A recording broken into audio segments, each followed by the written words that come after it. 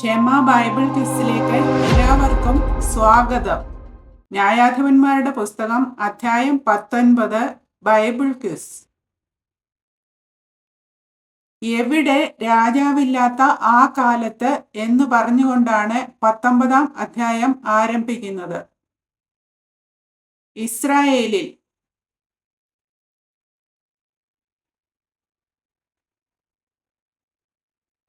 ഇസ്രായേലിൽ രാജാവില്ലാത്ത ആ കാലത്ത് എഫ്രൈം മലനാട്ടിൽ ഉൾപ്രദേശത്ത് വന്നു പാർത്തിരുന്നത് ആരാണ്? ഒരു ലേവ്യൻ.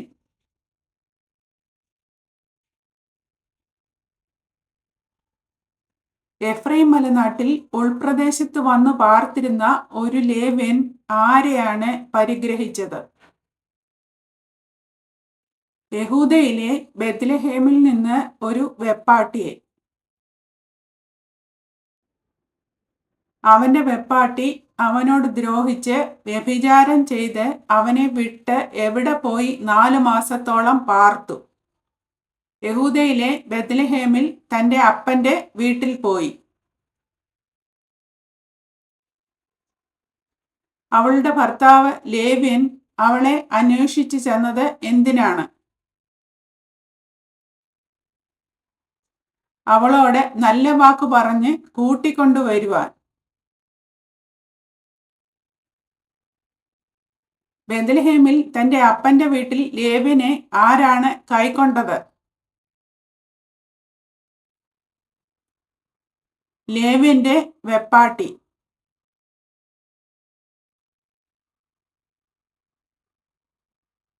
ലേവ്യനെ കണ്ടപ്പോൾ അവന്റെ വരവിങ്കൽ സന്തോഷിച്ചതാര്?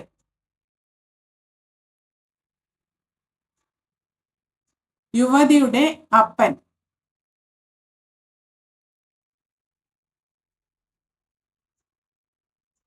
തന്റെ വെപ്പാട്ടിയെ അന്വേഷിച്ചു ചെന്ന ലേവ്യനോടുകൂടെ ആരെല്ലാം ഉണ്ടായിരുന്നു? അവനോടുകൂടെ ഒരു ബാല്യക്കാരനും 2 കഴുതയും ഉണ്ടായിരുന്നു. ലേവ്യൻ 3 ദിവസം തന്റെ അമ്മായിയപ്പനോട് കൂടെ അവിടെ പാർത്തതെങ്ങനെ?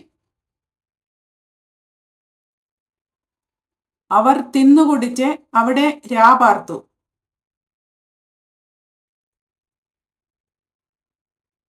എപ്പോഴാണ് ലേവ്യൻ എഴുന്നേറ്റ് യാത്ര പുറപ്പെടാൻ ഭാവിച്ചത്?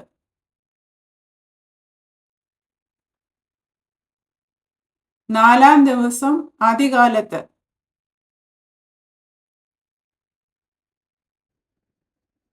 നാലാം ദിവസം അവൻ അതികാലത്ത് എഴുന്നേറ്റ് യാത്ര പുറപ്പെടുവാൻ ഭാവിച്ചപ്പോൾ യുവതിയുടെ അപ്പൻ മരുമകനോട് പറഞ്ഞതെന്ത്? അല്പം വല്ലതും കഴിച്ചിട്ട് പോകാമല്ലോ എന്ന് പറഞ്ഞു.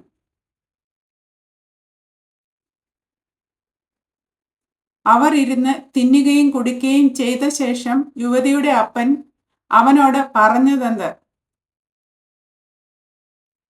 ദയചെയ്ത് രാപാർത്ത് സുഖിച്ചു കൊള്ളുക എന്നു പറഞ്ഞു.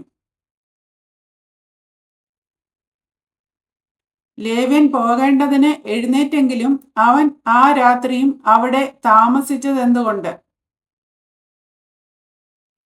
അവന്റെ അമ്മായിയപ്പൻ അവനെ നിർബന്ധിച്ചതുകൊണ്ട്.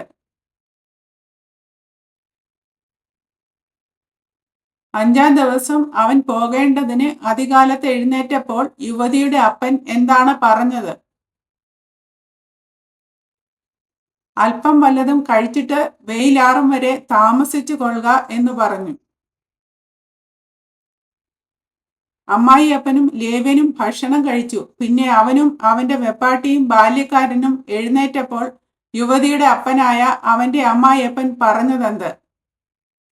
നേരം അസ്തമിപ്പാറായി, ഈ രാത്രിയും താമസിക്കുക. നേരം വൈകിയല്ലോ, രാപാർത്ത് സുഖിക്കുക. നാളെ അതികാലത്ത് എഴുന്നേറ്റ് വീട്ടിലേക്ക് പോകാം എന്ന് പറഞ്ഞു. 5-ാം ദിവസവും രാപാർപ്പാൻ മനസ്സില്ലാതെ അവൻ എഴുന്നേറ്റ് പുറപ്പെട്ട് എവിടെ എത്തി? യെരുശലേം എന്ന യെബൂസിന് സമീപം എത്തി. ആരെല്ലാം ലേവ്യനോട് കൂടെ ഉണ്ടായിരുന്നു?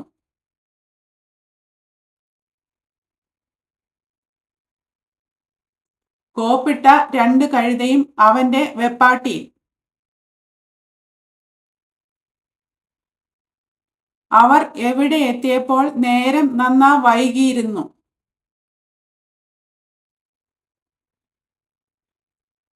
അവൻ യെബൂസിന് സമീപം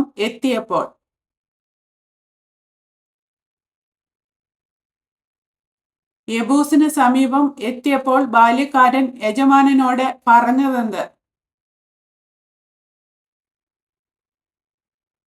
നാം ഈ യെബൂസി നഗരത്തിൽ കയറി രാപാർക്കരുതോ എന്ന് പറഞ്ഞു.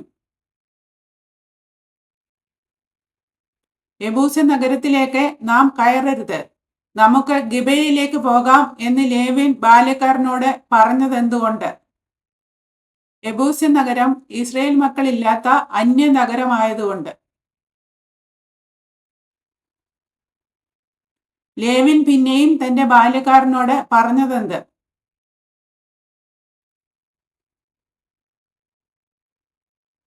നമുക്ക് ഈ ഊരുകളിൽ ഒന്നിൽ ഗിബെയയിലോ രാമയിലോ രാപാർക്കാം എന്നു പറഞ്ഞു. ലേവ്യൻ അങ്ങനെ മുൻപോട്ട് പോയി ബെന്യാമീൻ ദേശത്തിലെ ഗിബെയയ്ക്ക് സമീപം എത്തിയപ്പോൾ എന്താണ് സംഭവിച്ചത്? സൂര്യൻ അസ്തമിച്ചു.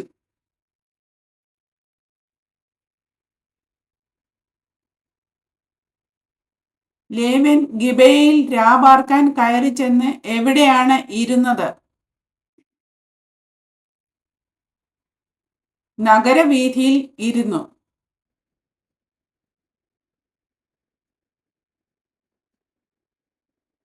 എവിടെയാണ് രാപാർക്കേണ്ടതിന് അവരെ വീട്ടിൽ കൈക്കൊള്ളുവാൻ ആരെയും കാണാഞ്ഞത്? ഗിബെയയിൽ.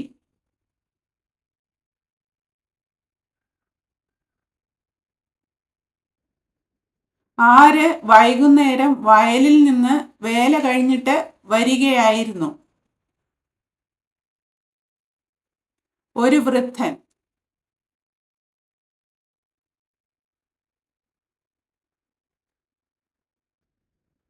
ഗിബെയയിലെ വൃദ്ധൻ എവിടത്തുകാരനും എവിടെ വന്ന് പാർക്കുന്നവനുമായിരുന്നു? എഫ്രൈം മലനാട്ടുകാരനും ഗിബെയയിൽ വന്നു പാർക്കുന്നവനും ആയിരുന്നു. വൃദ്ധൻ തലയുയർത്തി നോക്കിയപ്പോൾ ആരെയാണ് കണ്ടത്?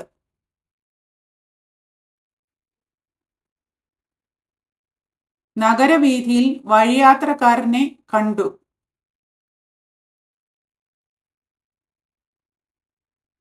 വൃദ്ധൻ നഗരവീഥിയിലിരുന്ന വഴിയാത്രക്കാരനോട് എന്തെല്ലാം ചോദ്യങ്ങൾ ചോദിച്ചു. നീ എവിടെ നിന്ന് വരുന്നു, എവിടേക്ക് പോകുന്നു എന്ന് ചോദിച്ചു. നീ എവിടെ നിന്ന് വരുന്നു, എവിടേക്ക് പോകുന്നു എന്ന് ചോദിച്ചതിന് വഴിയാത്രക്കാരൻ എന്ത് മറുപടി പറഞ്ഞു? ഞങ്ങൾ യഹൂദയിലെ ബെത്ലഹേമിൽ നിന്ന് എഫ്രൈം മലനാട്ടിൽ ഉൾപ്രദേശത്തേക്ക് പോകുന്നു എന്ന് പറഞ്ഞു. എവിടെ പോയിരുന്നു എന്നാണ് ലേവ്യൻ പറഞ്ഞത്?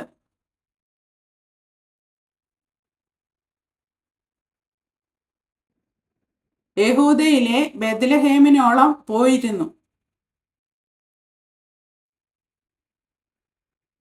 ഇപ്പോൾ എവിടേക്ക് പോകുകയാകുന്നു എന്നാണ് ലേവ്യൻ പറഞ്ഞത്?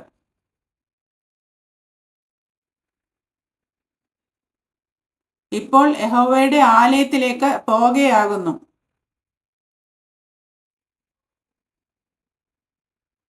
എന്തെല്ലാം തങ്ങളുടെ കൈവശം ഉണ്ട് എന്നാണ് വഴിയാത്രക്കാരൻ വൃദ്ധനോട് പറഞ്ഞത്?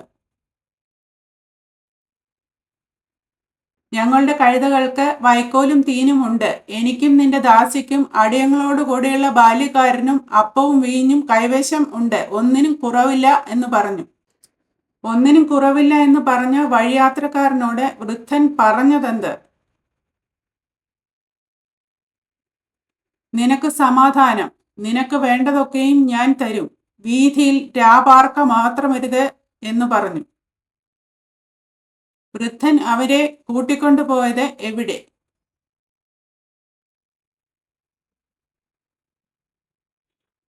തന്റെ വീട്ടിൽ.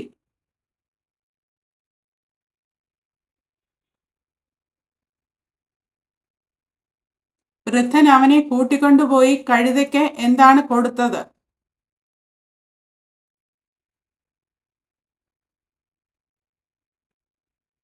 കഴുതകൾക്ക് തീൻ കൊടുത്തു.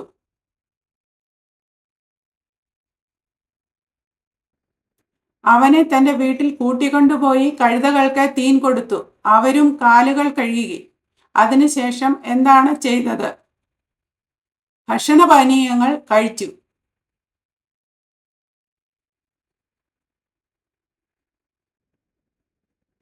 അവരും കാലുകൾ കഴുകി ഭക്ഷണപാനീയങ്ങൾ കഴിച്ചു. ഇങ്ങനെ അവർ സുഖിച്ചുകൊണ്ടിരിക്കുമ്പോൾ ആരാണ് വീട് വളഞ്ഞത്?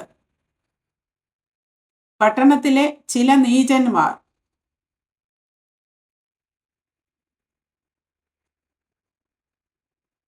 വീട് വളഞ്ഞ് വാതിലിന് മുട്ടി നീചന്മാർ വീട്ടുടമസ്ഥനായ വൃദ്ധനോട് പറഞ്ഞതെന്താണ്? നിന്റെ വീട്ടിൽ വന്നിരിക്കുന്ന പുരുഷനെ പുറത്തു കൊണ്ടുവാ, ഞങ്ങൾ അവനെ ഭോഗിക്കട്ടെ എന്ന് വീട്ടുടയവനായ വൃദ്ധനോട് പറഞ്ഞു. വീട്ടുടയവനായ പുരുഷൻ പട്ടണത്തിലെ നീചന്മാരുടെ അടുക്കൽ പുറത്ത് എന്ന് അവരോട് പറഞ്ഞതെന്ത്? എൻ്റെ സഹോദരന്മാരെ, ഇങ്ങനെ ദോഷം ചെയ്യരുതേ. ഈ ആൾ എൻ്റെ വീട്ടിൽ വന്നിരിക്ക കൊണ്ട് ഈ വഷളത്വം പ്രവർത്തിക്കരുതേ. ലേവ്യനു പകരം വൃദ്ധൻ എന്താണ് വാഗ്ദാനം ചെയ്തത്? കന്യകയായ തൻ്റെ മകളെയും ലേവ്യന്റെ വെപ്പാട്ടിയെയും. ലേവ്യൻ ആരെയാണ് പിടിച്ച് അവരുടെ അടുക്കൽ പുറത്താക്കി കൊടുത്തത്? തൻ്റെ വെപ്പാട്ടിയെ.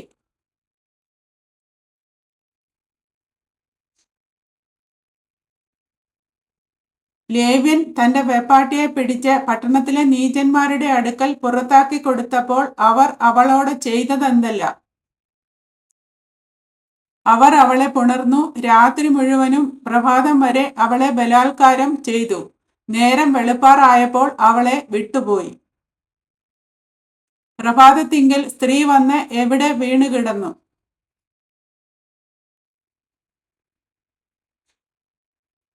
തൻ്റെ യജമാനൻ പാർത്ത ആ പുരുഷന്റെ വീട്ടുവാതിൽക്കൽ. അവളുടെ യജമാനൻ രാവിലെ എഴുന്നേറ്റ് വീടിന്റെ വാതിൽ തുറന്ന് തന്റെ വഴിക്ക് പോകുവാൻ പുറത്തിറങ്ങിയപ്പോൾ ആരെയാണ് കണ്ടത്? അവന്റെ വെപ്പാട്ടി വീട്ടുവാതിൽക്കൽ കൈ ഉമ്മറപ്പടിമേലായി വീണു കിടക്കുന്നു. അവൻ അവളോട് എഴുന്നേൽക്കാൻ നാം പോക എന്നു പറഞ്ഞു. അതിന് മറുപടി ഉണ്ടായില്ല. അപ്പോൾ അവൻ ചെയ്തതെന്ത്? അവൻ അവളെ കഴുതപ്പുറത്ത് വെച്ച് പുറപ്പെട്ട് തൻ്റെ സ്ഥലത്തേക്ക് പോയി. വീട്ടിലെത്തിയ ശേഷം ലേവ്യൻ ചെയ്തതെന്ത്?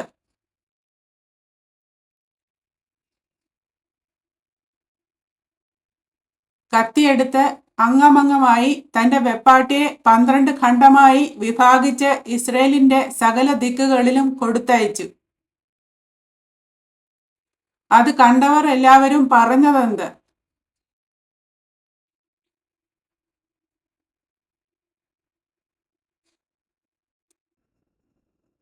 ഇസ്രയേൽ മക്കൾ മിസ്രയീം ദേശത്ത് നിന്ന് പുറപ്പെട്ടു വന്ന നാൾ മുതൽ ഇന്നുവരെയും ഇങ്ങനെയുള്ള പ്രവൃത്തി നടന്നിട്ടില്ല, കണ്ടിട്ടുമില്ല. ഇതിനെപ്പറ്റി ചിന്തിച്ച് ആലോചിച്ച് അഭിപ്രായം പറവീൻ എന്ന് പറഞ്ഞു. ചോദ്യങ്ങളും ഉത്തരങ്ങളും ഇവിടെ അവസാനിക്കുന്നു. ദൈവം എല്ലാവരെയും അനുഗ്രഹിക്കട്ടെ.